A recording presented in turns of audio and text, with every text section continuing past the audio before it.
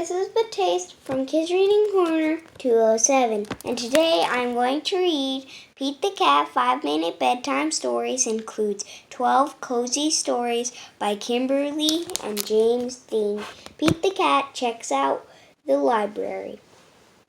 Pete's mom is taking him to the library for the first time. "Hi," Pete greets the librarian. "I'm looking for the perfect bedtime story." The librarian smiles. "I think I can help you with that," she says. "But first you're gonna need a library card." "Cool," Pete says. "My own card?" "That's right," said the librarian. "Just for you. Now how about we find you that book?" The librarian takes Pete to her favorite room. There are lots of Pete-sized chairs and tables and shelves. There is fun art on the walls, and there are more books than Pete has ever seen in one place. "What do I do now?" he asks. Now you try to find something you like," the librarian says. "You can bring home any book in here. When you're ready, just bring the books you like to me, and I'll help you check them out."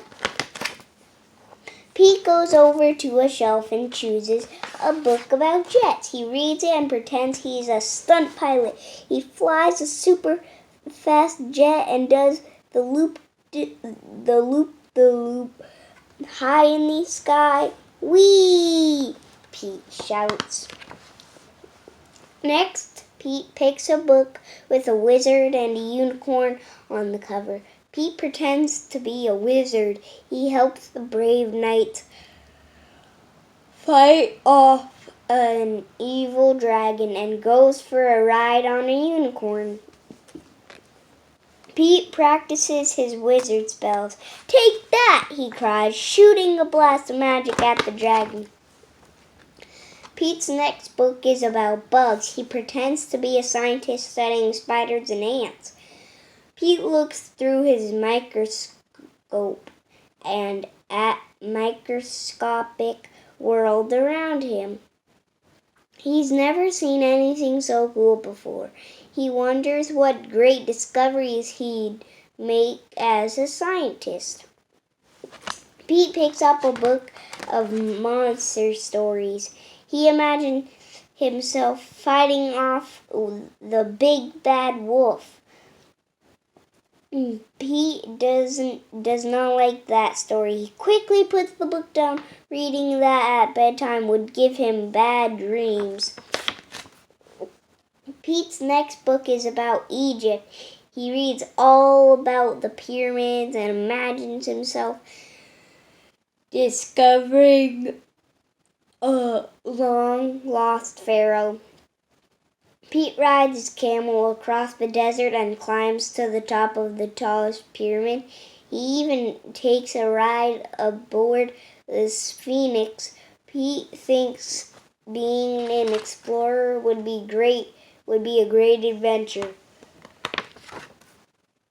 Pete picks a book with a robot on the cover.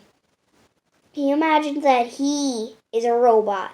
"Bleep, bloop, bleep," Pete says. He moves his arms and legs like a robot. They make a funny whizzing sound, and he glides across the room. Pete begins to dance. It is a robot dance party! Next, Pete reads about superheroes. He imagines flying around the city in a cape, chasing bad guys, and saving the day. All of Pete's friends cheer for him. "Thank you," Pete says, "but it's all a day's work." Super Pete to the rescue! Pete chooses a book about the ocean.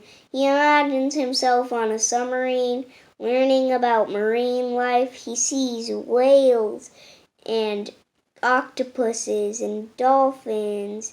"Watch out for that fish," Pete calls, and it's a fish swims by. The world under the ocean is amazing. Pete is glad to have learned more about it. "So," says the librarian, interrupting Pete's fantasy, "did you pick one?" Pete shakes his head. No, he says, I picked them all. Pete's mom smiles. Tonight is going to be one long bedtime. The end. Well, what did you think of that book, kids? Well, I thought it was a great book because Pete couldn't decide which books to choose, so he chose them all. Well, the end. Thanks for listening and read lots.